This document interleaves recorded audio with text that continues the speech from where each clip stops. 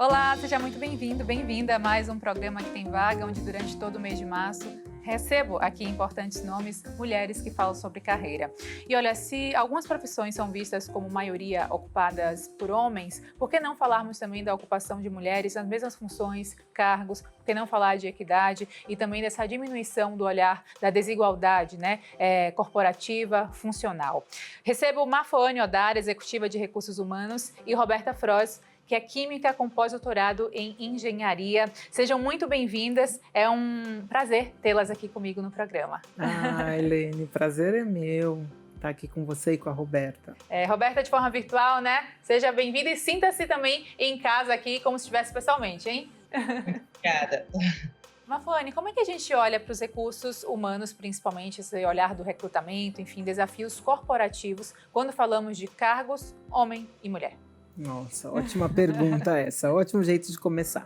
Vamos lá, acho que tem algumas dimensões super importantes para quem está ingressando no mercado de trabalho e para quem está do outro lado fazendo o processo de contratação e desenvolvimento dos profissionais dentro da companhia. Então vou começar por esse lado de como é que a gente se prepara para estar nesses lugares. Acho que o mundo vem passando por um processo muito significativo de transformação em relação a quais são as funções que são ditas como funções masculinas, qual é a preparação, qual é o desenvolvimento e a participação que as mulheres podem ter nesse mercado e qual é a importância e o impacto de terem mulheres em profissões que majoritariamente eram vistas como masculinas. Para que a gente conseguir fazer isso, tem algumas dicas que são super importantes, que é, primeiro, como é que a gente se prepara? A gente tem uma lógica, a narrativa construída muitas vezes dentro do mundo do trabalho é de que alguns lugares não são para mulheres, porque as mulheres não têm determinadas habilidades. Isso não existe. As habilidades, elas são possíveis para mulheres, para homens, em todos os espaços. A grande questão é que muitas vezes a gente não foi exposta a determinados lugares. Então, eu vou dar um exemplo de negociação. Muitas pessoas dizem, a negociação é uma habilidade masculina. Não, os homens só começaram antes, porque desde que os homens são pequenos, crianças, eles desenvolvem a habilidade de negociação. As mulheres precisam desenvolver muito mais. Tem uma pesquisa do LinkedIn muito interessante que diz o seguinte: quantos por cento das mulheres negociaram o primeiro salário, quantos por cento dos homens? 57% dos homens negociaram desde o primeiro salário. Ele vai ser sacoleiro. Negociou o primeiro salário, provavelmente não deu certo. Aí ele fez de novo. Não deu certo, mas em algum momento dá. Quantos por cento de mulheres? 7%. Então, a diferença é, a gente se expõe menos nesse lugar. Então, isso é uma dica importante. Uma outra é a gente não se limitar às crenças desse lugar de que isso não é uma profissão de mulher. Hoje, cada vez mais, as nossas competências diversas têm sido fundamentais para mostrar a transformação dos nossos ambientes. Isso seja na liderança, isso seja em profissões, por exemplo, muito conhecidas, profissões. Eu tenho uma prima caminhoneira, né? E acho incrível a capacidade das mulheres de estarem nesses lugares e o quanto é importante e impactante. Do lado de cá, como executivos de recursos humanos, como pessoas que lidam com esse processo, é super importante olhar para as perguntas que a gente faz no processo de contratação. Por que a gente pergunta se você quer ser mãe, se eu vou te contratar para ser engenheira? Por que eu te faço perguntas que não estão relacionadas à profissão e sim ao seu estilo de vida? Por que as mulheres são muito mais avaliadas pelo seu estilo do que pela sua competência? Você fala de mais, você fala de menos, se posiciona de mais, se posiciona de menos. Essas perguntas, esses posicionamentos impedem, constroem um teto de vidro para as mulheres. Então, acho que esses são alguns pontos importantes para a gente começar a fazer essa conversa. Olha, pontos corporativos importantíssimos que a Mafoane traz, não é, Roberta? E eu gostaria também de te ouvir inicialmente sobre a questão do desafio na função, na prática, no dia a dia, como química, como formação em engenharia, enfim, independente da formação, eu acho que o olhar deveria ser igualitário, certo? Certo. Primeiramente que quando se pergunta, né, como você imagina um cientista? Quando alguém pede para a pessoa mentalizar, seja criança, seja adulto, qual que é a imagem de um cientista? Ele nunca vai imaginar uma mulher, ele vai imaginar um homem branco de jaleco, uma mulher preta, então jamais imaginaria, né? E começa já por aí. São profissões, quando fala em engenharia, geralmente já usa no masculino, não fala uma engenheira, fala sempre do engenheiro, fala sempre da posição voltada para o masculino, porque são carreiras ditas como masculino. E infelizmente, até hoje a gente tem uma discrepância nos números muito grande. Eu estive conversando num programa de pós-graduação em engenharia e o público feminino, numa turma de 25 alunos, tinham 2 mulheres. Né? Dentro dos 25 alunos, 2 mulheres avançando na formação num programa de pós-graduação em engenharia. Mas isso por quê? Onde que isso esbarra? Né? Esbarra em toda essa trajetória que nós mulheres vamos, né? Desde da infância até a idade, né? Quando nós vamos para a universidade, na formação, de que certas profissões são para meninas, certas profissões são para meninos. O menino, desde cedo, pode brincar de dirigir, pode brincar de coisas simples assim, né? Vamos pegar por esses exemplos. Brinca de dirigir, brinca de construir, brinca de criar alguma coisa. E a menina brinca de quê? Então, desde a formação inicial, já está sendo introjetado na cabeça das mulheres que certas ações, certas atitudes não são para elas. E chegando no mercado de trabalho, não vai ser diferente, nós vamos esbarrar nas mesmas questões. Certas profissões ainda são ditas, né, como masculinas e como femininas. Ou seja, pelo que eu percebo da fala de vocês duas, tratamos de algo funcional e estrutural que precisa ser revisto, né? E geracional talvez, né, Mafone? Sim, sim. Acho que tem alguns pontos na prática que ajudam a ir transformando intencionalmente essa lógica construída para não funcionar para as mulheres negras, para as pessoas com deficiência, para a população, para pessoas de grupos subrepresentados. Acho que é super importante isso. Primeiro é a narrativa, a comunicação. Isso que a Roberta falou é super importante. Brinca do quê? Quais são as possibilidades que a gente está dando para as nossas crianças do que elas podem ser? Como é que a gente amplia em vez de fechar? O mundo precisa de muito mais possibilidades e de menos certezas. A mulher tem que, o homem tem que. Quando a gente constrói essa lógica, a gente vai construindo caminhos que vão levar a um lugar ou outro. A mulher para o lugar mais do cuidado, essa lógica de que as mulheres cuidam mais. Não é que a gente cuida mais, é que a gente nasce e ganha uma boneca. A gente nem fala, nem segura, mas a gente já ganhou a boneca para cuidar. Então, a lógica construída, ela vai levando para esse lugar de que as mulheres, por exemplo, precisam ser gostáveis. Essa lógica de que você precisa sorrir, você precisa estar bem, porque se você não tiver, porque você é agressiva, porque você é atrevida, você está em lugares onde você não devia estar. Então, essa lógica precisa mudar de comunicação. Por isso que é muito legal a gente estar aqui fazendo essa conversa. A segunda é como é que a gente cria espaços para isso acontecer dentro do ambiente de trabalho, nas relações que a gente estabelece. Então, essas relações são desde o processo de avaliação, que programas intencionalmente a gente pensa para trazer mais mulheres para esses lugares que tradicionalmente não foram construídos intencionalmente. Então, essa mudança precisa acontecer para que a gente consiga avançar no tempo, sim. A questão geracional, ela é um ponto, mas a gente precisa intencionalmente olhar, porque o problema é muito mais profundo. A gente olha e fala, não temos mulheres em determinados lugares, mas isso vem de um padrão que é, não contrato mulheres nesses lugares. Por que isso acontece? Porque existe uma estrutura dizendo, mulheres nesses lugares são menos eficientes. E por quê? Porque a lógica que foi construída foi para dizer que as mulheres não deveriam estar ali. Então, se eu não mudo o modelo mental, eu não vou mudar o resultado. Não adianta eu mudar e falar, vou colocar a Roberta com um pós-doutorado em engenharia, pronto, resolvi meu problema, uma mulher negra num lugar de poder. Se eu não mudo a estrutura, o sistema vai expelir para dizer, ela não é competente, olha só, ela não consegue dar conta.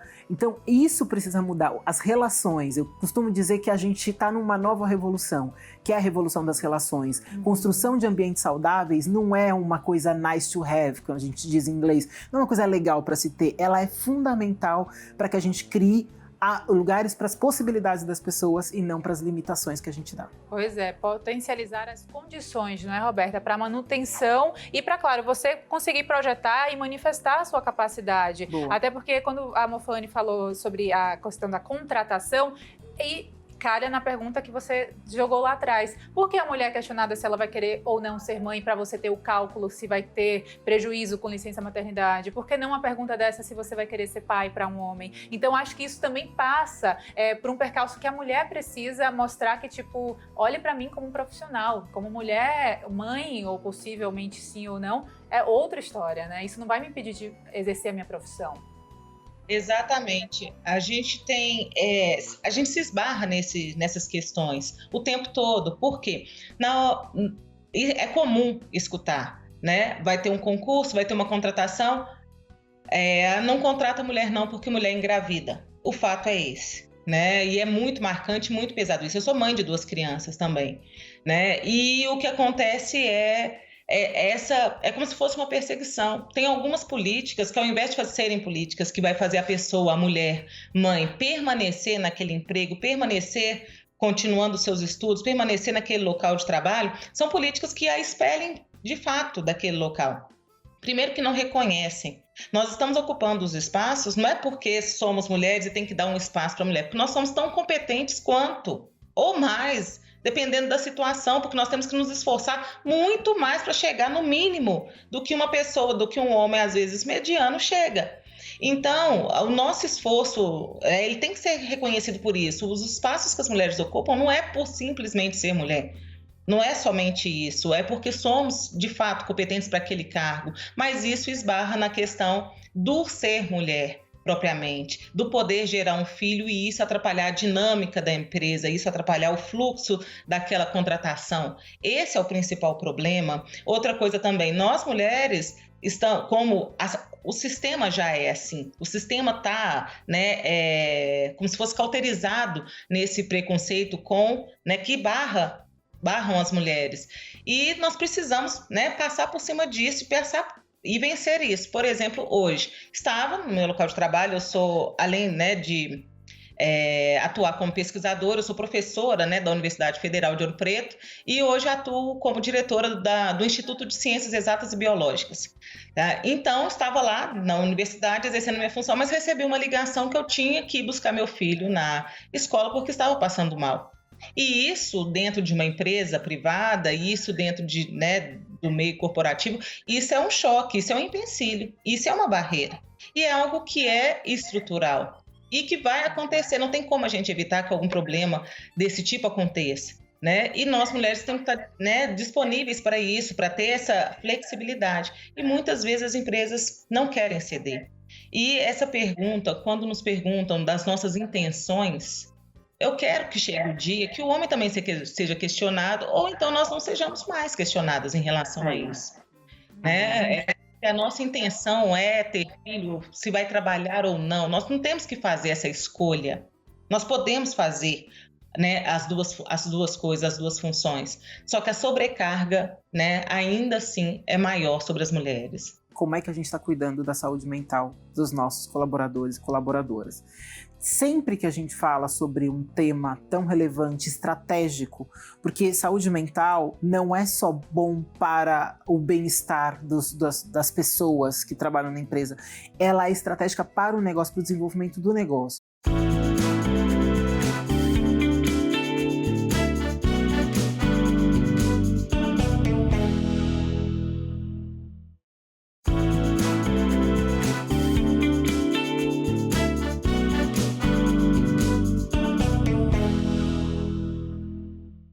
Saúde mental é algo também que chama atenção, não é, Roberta? Quando a gente fala desse quadro, desse cenário, porque, como você falou, às vezes a mãe carrega a culpa ou a mulher carrega a culpa de ter um duelo mesmo do que eu quero pessoalmente e profissionalmente falando. Por que esse combate? Por que não, né, a união e a harmonia de quereres, não é? Sim, não somente nessas questões que envolvam essas escolhas que nós mulheres somos obrigadas, às vezes, a ter que fazer, assim como a Mafuane, eu também escolhi as duas coisas e pagamos um preço por isso, não é? E muitas, além disso, além dessas questões que afetam nossa saúde mental, tem a forma como somos tratadas dentro dos locais, exercendo o nosso cargo, exercendo a nossa função. A cabeça das pessoas, essa visão precisa mudar, né? A visão de como, olha, o mesmo ato cometido por uma mulher e cometido por um homem vai ser muito mais tratado de forma negativa por ser mulher. A mesma atitude vai ser uma repercussão muito maior quando se trata de uma mulher realizando a mesma ação que um homem realizou. Né? O mesmo erro, o mesmo deslize que uma mulher realizar vai ser taxada como agressiva, se ela reagir, vai ser tratada como essa daí, se ela não reage, né? Ela vai ser tratada de uma forma também muito ruim. Então, assim, o tempo todo nós estamos sendo, né, nessa comparação, né, com a mesma função exercida por um homem, o tempo todo nós estamos ficando para trás, estão nos colocando para trás, né? E nós não estamos ali para competir, como já foi falado aqui. E todas essas questões, elas afetam muito a saúde mental. Hoje nós temos um índice, né, de mulheres muito grande com, né, alguns transtornos causados por isso, por ter que fazer essas escolhas, por sofrer esse tipo de assédio dentro dos ambientes de trabalho, porque é uma forma de assédio você tratar uma mulher de maneira diferente em resposta a uma atitude dela que um mesmo homem teve. E isso é o que é mais comum, né? O peso sobre as mulheres sempre fica maior nesse tipo de tratamento, nesse tipo de ação. E a gente olha para o olhar humanizado também das organizações, que é necessário, só que será que na prática está acontecendo de fato, não foi? Então, acho que esse é, enfim, ponto central dessa conversa é como é que a gente está cuidando da saúde mental dos nossos colaboradores e colaboradoras.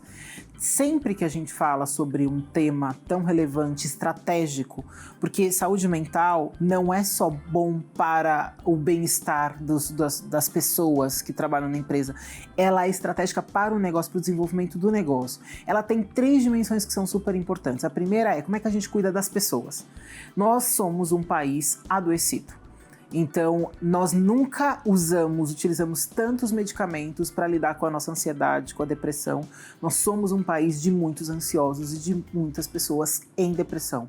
Então, a gente precisa tomar cuidado com isso, porque isso não é diferente dentro das empresas. Então, como é que a gente previne isso e como é que a gente trata isso? Então, tem uma dimensão individual que é cada pessoa precisa de um tipo de recurso. Então, não é só sobre terapia, embora a terapia seja fundamental. Hoje, eu sou psicóloga e como psicóloga eu fico muito feliz de ver que hoje eu vejo as pessoas na rua e falo, não, porque eu conversei com meu terapeuta e tal coisa aconteceu e foi muito legal porque eu tive um aprofundamento. Você fala, gente, há 5 anos atrás as pessoas não falavam que elas faziam terapia porque terapia era coisa de gente louca. Hoje a gente vê o quanto é importante para o seu processo de desenvolvimento, para você entender onde dói o seu calo, que dores você tem por conta dos outros processos que acontecem que não tem a ver com você. Por exemplo, as relações que você estabelece. Por que as mulheres são mais silenciadas no trabalho? Por que elas são mais impedidas de ocupar determinados lugares? Por que elas são taxadas como as atrevidas, quando os homens, nos mesmos comportamentos, são os determinados? Então, a lógica, essa lógica das relações, ela precisa ser cuidada. E como que a gente cuida das relações? Quando a instituição tem muita clareza sobre o que ela valoriza e o que ela incentiva. Se é uma empresa que tem o que a gente chama de segurança psicológica, é uma empresa que olha para os comportamentos corretos que eu vou manifestar. Então, o comportamento da colaboração. Então, se você puxar o tapete de alguém, você não pode ser reconhecido por isso. Você tem que ser reconhecido pela sua capacidade de colaborar com o outro, de desenvolver outras pessoas. Ser um bom líder não é aquela pessoa que entrega o melhor resultado, é aquela pessoa que impacta. E o impacto tem a ver com como você faz e o que você faz. Então não vale tudo. A lógica precisa estar muito bem estabelecida dentro das políticas para ajudar. Num processo de avaliação, você tem que lidar com os viés inconscientes, porque a gente sabe que se uma mulher vai ser promovida, qual que vai ser? Ah, não vou te promover não, porque você vai se sentir. A pessoa está sendo... Ah, não vou promover porque ela só trabalhou 6 meses e o outro trabalhou 12. Ela fez em 6. Bom, se ela fez em 6 o que o outro fez em 12, ela é mais competente que ele, inclusive, né? É. Então, assim, essa lógica de que o tempo que você fica deveria mensurar se você deve ser promovido ou não. Ah, não, mas é porque ele já estava na fila. E como é que eu vou promover uma pessoa que voltou de licença maternidade? Essa lógica do que a gente está valorizando, o que é importante. Então, precisa mudar. São perguntas importantes que, sim, algumas empresas já conseguiram avançar nessa reflexão.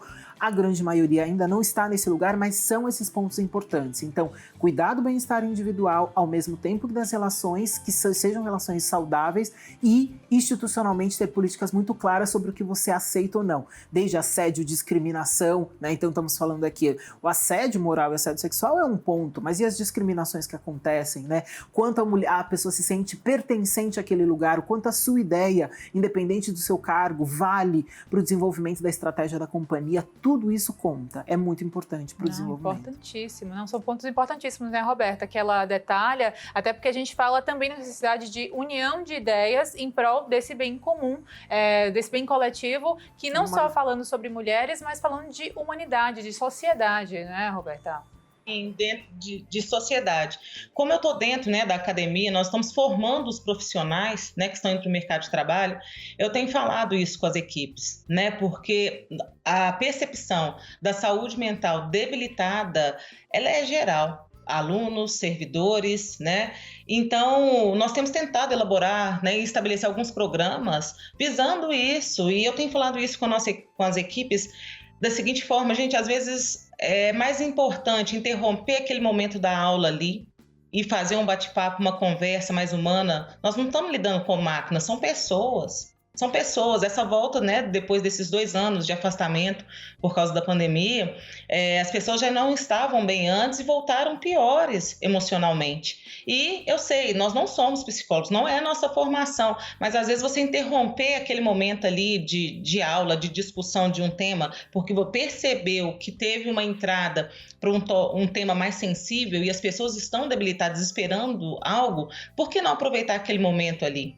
Né? Eu acho que as vidas ali elas são mais importantes do que você impor um conteúdo independente da saúde mental daquela pessoa. Eu sei que é uma questão muito pesada para nós professores também, porque a nossa saúde mental também precisa ser cuidada, precisa ser avaliada de todos os servidores. Mas às vezes aproveitar aquele momento, aquela abertura para um bate-papo mesmo, mais humano, sentar na cantina, bater um papo com os alunos, com os outros colegas. Muitas vezes a gente passa pela pessoa dentro do ambiente de trabalho, no máximo um bom dia, uma boa tarde. Não sabe quem entra, cada um para o seu gabinete, para sua baia de trabalho e não tem nenhum contato, e às vezes aquela pessoa está passando por uma situação semelhante ou tem algo que possa, sabe, te fortalecer, te ajudar naquele momento. Eu sei que isso é muito utópico às vezes, né, muito difícil, mas se a gente não tiver alguma política dentro da formação, né, dos nossos alunos, nós vamos estar formando ali uma leva de alunos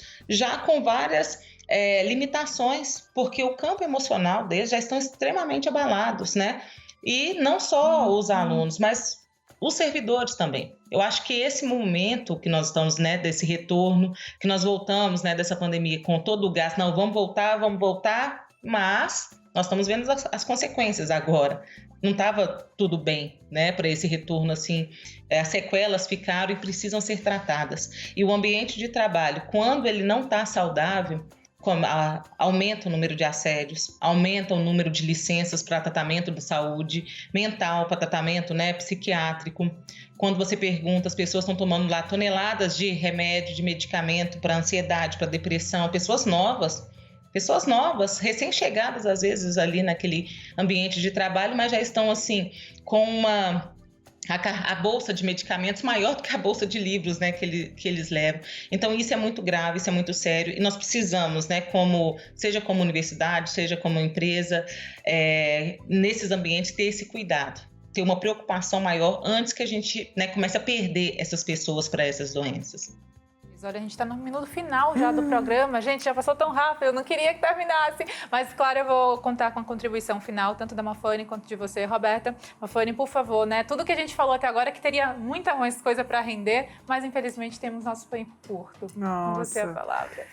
Olha, eu acho que essa é uma discussão que vem de uma jornada e ela vai continuar. A gente está vivendo uma transformação muito importante no mundo do trabalho. A gente saiu de uma lógica onde eu trocava minha mão de obra por dinheiro. Era só isso, o começo do processo de industrialização. A gente está num momento que a gente chama de cultura de engajamento. Para além de dinheiro, as pessoas querem ser felizes, elas querem ter equilíbrio entre a sua vida pessoal e a sua vida profissional, e elas querem viver com propósito, elas querem viver com sentido. E nós vamos caminhar para uma lógica onde a gente, além de tudo isso, tem voz, onde a cultura ela é direcionador da estratégia, o que significa o cuidado das pessoas, a inclusão das pessoas, que inclusão não é só você convidar para festa ou chamar para dançar, é você criar um ambiente onde as pessoas possam ser autênticas, onde elas possam aprender, errar, criticar, onde você possa ter espaço para um professor parar a aula e falar assim, a gente precisa se cuidar. Porque se a nossa saúde mental não estiver bem, a gente não vai aprender nada. Tudo que passa pelo aprendizado primeiro passou pelo sentido. Então tem uma mudança organizacional em curso que vai ser por bem ou por mal. As empresas vão se tornar sustentáveis porque elas não vão só, cada vez mais, ser cobradas só pela questão econômica, também pela questão de saúde, de desenvolvimento educacional, de sustentabilidade ambiental. Então tem uma mudança em curso e eu acho que o nosso exercício aqui é poder entender que lugar a gente quer ocupar nisso, como é que a gente quer fazer parte dessa revolução das relações que está em curso. Então convido todas as pessoas que estão aqui com a gente fazendo essa conversa a pensar, não estamos aqui construindo um lugar para nós contra eles, mas um lugar onde a potência seja o central das nossas conversas, onde as diferenças sejam reconhecidas, valorizadas e vistas. Maravilhosa. Roberta? Como fala final, eu gostaria de deixar que as mulheres elas podem ser o que elas quiserem ser. Sabe? Desde a menina que quer brincar de carrinho, não quer aquela boneca para cuidar, desde aquela que faz questão da boneca, do cuidado. Nós não estamos criticando nenhuma ação, nenhuma profissão, nenhum estilo de vida aí das mulheres, mas é a questão das oportunidades. As mulheres só não avançaram mais por causa das oportunidades que não são as mesmas e as condições também não são, né? E que isso fique, registrado, em nossos, as pessoas que estão nos assistindo, que nós, mulheres, podemos ser aquilo que a gente desejar ser, e que as barreiras que são colocadas, seja pela sociedade, seja por essa estrutura já formada para a mulher ficar fora, para a mulher ficar à margem, que isso tudo possa ser transformado. E é na educação que isso é transformado, na educação lá das crianças, mostrando a igualdade, mostrando a equidade desde o início, mostrando que as oportunidades devem ser as mesmas, o tratamento deve ser também. Então, é isso, não se limitar, não limitar pela idade, como nós tivemos caso recente de pessoas criticando porque uma mulher mais velha foi para uma universidade começar um curso agora, que não seja barrada por isso, mas sim aproveite a vida que nós temos aqui para fazer aquilo que nós desejarmos fazer.